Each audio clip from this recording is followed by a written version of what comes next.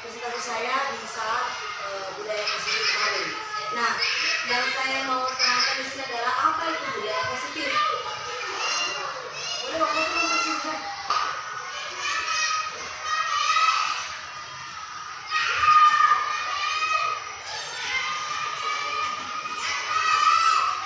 Budaya positif.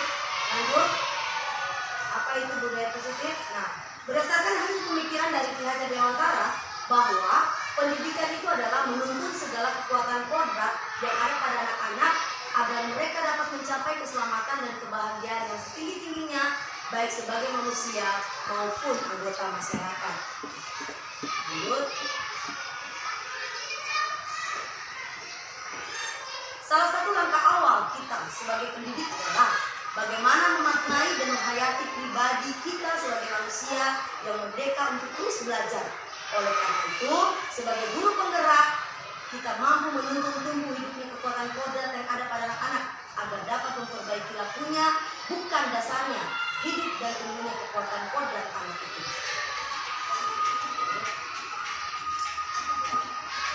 Maka dari itu, sebagai guru penggerak, saya akan terus belajar demi meraih tujuan pendidikan menjadi manusia merdeka yang kelak akan menuntun murid-murid saya menjadi manusia merdeka pula.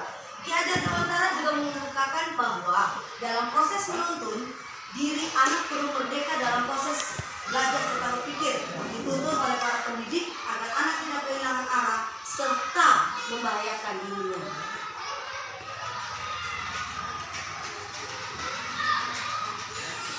Dengan menciptakan lingkungan belajar yang menyenangkan bagi murid agar mereka dapat menjadi murid dengan pribadi yang sesuai dengan profil pelajar Pancasila, dan sebagai pendidik membangun karakter anak sebagai pegangan profil pelajar Pancasila.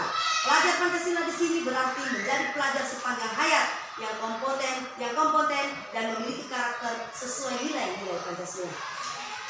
Pelajar yang memiliki profil ini adalah pelajar yang terbangun utuh dari keenam dimensi yang terbentuknya dilihat sebagai satu kesatuan yang tidak terpisahkan. Keenam dimensi itu adalah beriman bertakwa kepada Tuhan Yang Maha Kuasa, berakhlak mulia, berkewinekaan global, gotong royong, mandiri, bernalar kritis, dan kreatif.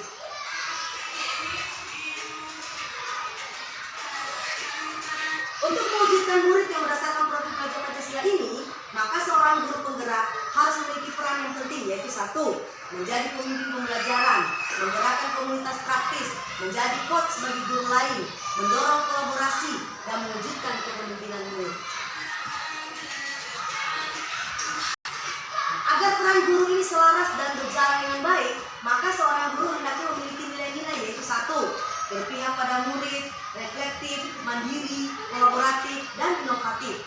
Untuk mendesain lingkungan belajar yang memungkinkan tumbuhnya murid yang memiliki kemandirian dan motivasi intrinsik yang tinggi, maka sebagai seorang guru, saya harus terus belajar dan terus berlatih dalam meningkatkan kapasitas diri saya dalam memvisualisasikan harapan dan membangun kolaborasi bersama semua pihak yang terkait dengan tujuan mencapai harapan bersama.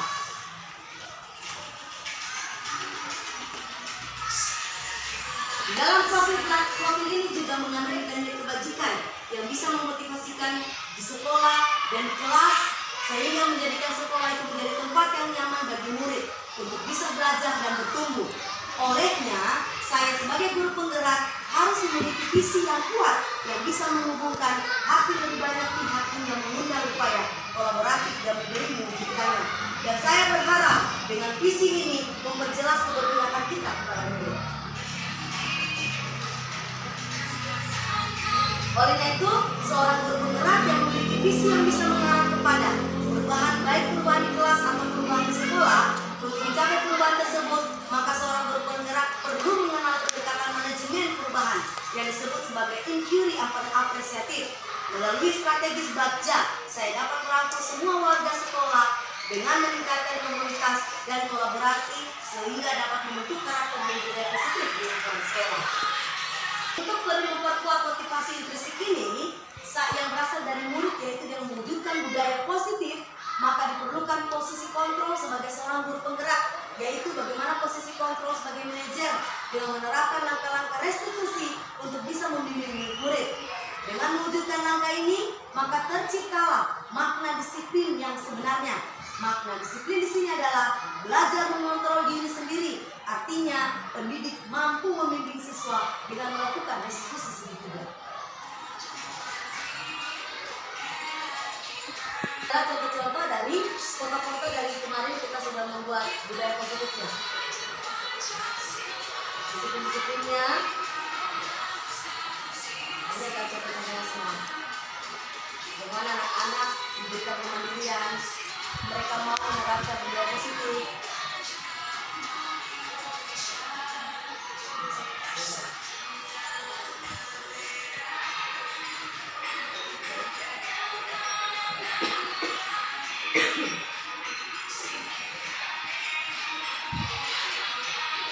Ini adalah bagaimana kita menjadi coach sebagai guru lain. Di sini mereka belajar di kenalan kritis.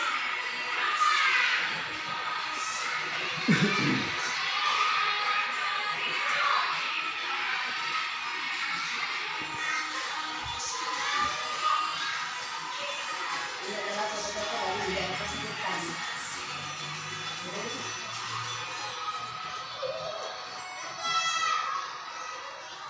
Disiplin, dimana budaya KB yang kita sudah lakukan.